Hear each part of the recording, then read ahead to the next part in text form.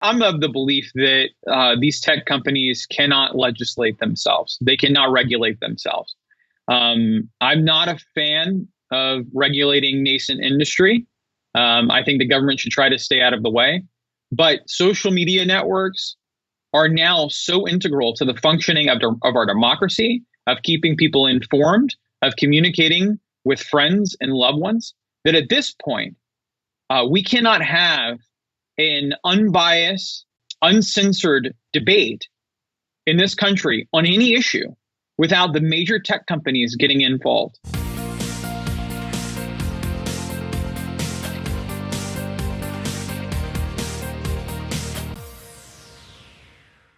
You defined a little bit about who this elite is, the global elite, and largely big tech companies or big corporations in general that have no home team. They have no concept of national pride. They do all kinds of hokey tax arrangements, the double Irish twist. They set up companies offshore to basically screw the rest of us out of the tax revenue that they should be paying.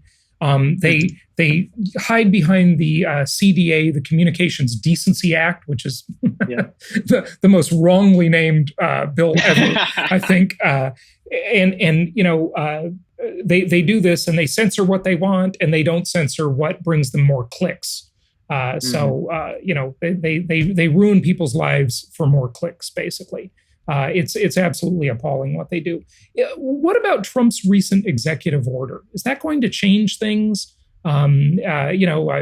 Jack Dorsey, lefty hypocrite that he is, was even saying he was thinking of canceling Trump's Twitter account. I mean, can you believe this? Cancel the president's Twitter account. Unbelievable. Well, they don't want the president actually talking to the people directly without a media filter, mind you. Yeah. Well, I'm of the belief that these tech companies cannot legislate themselves. They cannot regulate themselves. And so any sort of executive action by the president of the United States, any attempt to self-regulate by the big tech companies will be wholly insufficient. We need clear guidelines for what is acceptable speech, and it should be codified in the law. And it is imperative that this be done, soon, because the impact of the legacy media is waning quickly. And when, for instance, Google has the ability to arbitrarily demonetize entire large conservative websites, they won't stop at just Zero Hedge and the Federalist. Everyone is now on notice that at any point in time, your streams of revenue could be yanked from you. Users are now on notice that for any reason you may be deplatformed. Or ghosted, even worse. They don't tell you you're deplatformed. Absolutely. They just ghost your postings. Yeah, it's truly incredible what is going on. And I think basically what's happening, look, the government doesn't have the right to censor speech because we have the First Amendment, thank God. But basically what the left is doing is they're using these tech companies as government proxies to censor speech they don't like. And then, of course, these tech companies have armies of lobbyists because they're overfunded and, smoke and mirrors businesses. They're not real businesses. I mean, Google goes into all these other businesses just so it can avoid antitrust regulation. And none of these other businesses ever make any money. They're just a scam, The only way Google ever makes any money is off their advertising business. And why aren't they regulated under a common carrier law? For example, if we're talking on the phone and the phone company doesn't like what we say, they can't cancel our phone service. Okay. Right. Yet Twitter can cancel your account, or Facebook can shut you down, or whatever, right? What gave these disgusting companies the right to do this? And it doesn't give the phone company the right to do this. I mean, It's just No, illogical. it is totally illogical, and I couldn't agree with you more. But I think the only reasonable way that this is resolved is by action in Washington. Unfortunately, and these days it doesn't seem that that's probable. Isn't it ironic that the right side of the political aisle is asking for more regulation? Yeah. I mean, it is, but what else can we do? But it's actually because typically I think regulation, as used by Democrats, are often an abuse of power. Oh, sure, to maintain their monopolies, right? Absolutely. And what we've seen is that in the vacuum of government regulation, Democrats are still, through the bureaucracy of these large tech companies, able to achieve the regulation that advantages them. And so there is regulation. It's just not in the public interest. It is in the large corporate interests that Democrats hold. And actually, much of these decisions that are arrived by Twitter and Facebook and Google are counter to the interests of their shareholders. Removing President Trump from Twitter and disbanding with all of the activity that is driven to the platform by the president's tweets and his supporters is completely counter to the shareholder interests. So the shareholders should have a good class action lawsuit. Absolutely. But the problem is the disgusting criminal founder who is censoring the company will hardly lose any money. The people who will really lose the money are the shareholders, which is middle class America, to one level or another. Yeah.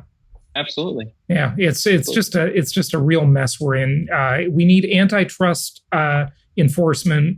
We need common carrier laws or all of these things. We need all of their algorithms to become not necessarily open source, but they need to become public. So we know, and geeks around the world can go in and analyze why a certain post is shown and others aren't, and hold these companies accountable. So make the algorithms public, common carrier laws so they can't censor, regulated like utilities, in other words, like utility companies, and antitrust law to just split them up. Those are the things that happen. I couldn't agree more. I think that's a perfect recipe to start tackling this. One thing that I'm not concerned, and then I'll let this go. One thing I'm concerned about is that there's very little public outcry for this to be a topic of conversation in political campaigns. And I wish that there were more of an effort to prioritize this and to make this a topic of conversation in federal races around the country, for Congress, for Senate. Where do you stand on big tech censoring American voters? The only one that's really talking about this besides Trump is, oddly, on the complete other side of the spectrum, Elizabeth Warren. Absolutely. And I like Elizabeth Warren on some things for sure. Yeah, absolutely. Go ahead though. Just finish your point. No, I mean, I was going to get to that. I mean, I couldn't agree more. Elizabeth Warren and some Bernie Sanders supporters have come to the table to say, like, they have been actively censored by Twitter. And so I think that it's possible to build a coalition across the political spectrum of more populist voices that have been censored. Yeah, very interesting. There are a lot of other topics you cover in the book, and I just wanted to give you a chance before we wrap it up for you to talk about anything you want. You talk about terrorism, you talk about a whole variety of things in the book. Just anything else you want to tell us, questions that I didn't ask you. Well, I think I touched on this a little bit earlier, but I think one of the main takeaways from the last 5 years was that the only way your voice could be elevated in the mainstream media in the era of Trump is if you were absolutely wrong about the wave of national populism that had swept the globe. If you were totally and completely wrong about Trump, about Brexit, your voice was elevated. And we're seeing a repeat of that in this election. The mainstream media are pushing these polls that show the president is massively behind, apparently. Double digits, 16 points. And it reminded me of actually 4 years ago this month, in June of 2016, when the average of all state polls showed that Hillary Clinton was going to win the election with 331 electoral votes. Right now, the average of the state polls shows that Biden is going to win with 319. I believe because these reporters, because these news organizations live in such a bubble, they continue to misunderstand the Trump phenomenon. And so we wrote this book to try to explain to them who the Trump voter is, why they're so angry, and what they should be doing to start to alleviate the pressure and to give a voice to people that have felt so disenfranchised for a long time. And I'll tell you why. Because if we don't do something now to start to give a voice to whether it's a national populace that support Trump or African Americans around the country that are angry because they feel like because their voices haven't been heard, then this country is going to reach a tipping point and it's going to boil over. And we can't continue to stick our head in the sand about either of these constituencies. And we need to start doing something material to improve the economic and community circumstances of the vast majority of Americans. Well, you are correct. The elitists that run the media, the tech companies, et cetera, the movie industry, the music industry, they all have the biggest microphones, the biggest loudspeakers, and they live in bubbles. They live a country club lifestyle where all of their conversations are with their virtue signaling friends. They just have no diversity of thought whatsoever. They didn't grow up in any of these really bad areas. They don't know what it's like. It's just lefty hypocrisy to the max. It's really incredible. Give out your website. Yeah, so you can find more details on the book at darenotlistening.com, and my personal website's harlanhill.com. Harlan, thanks for joining us. Thank you.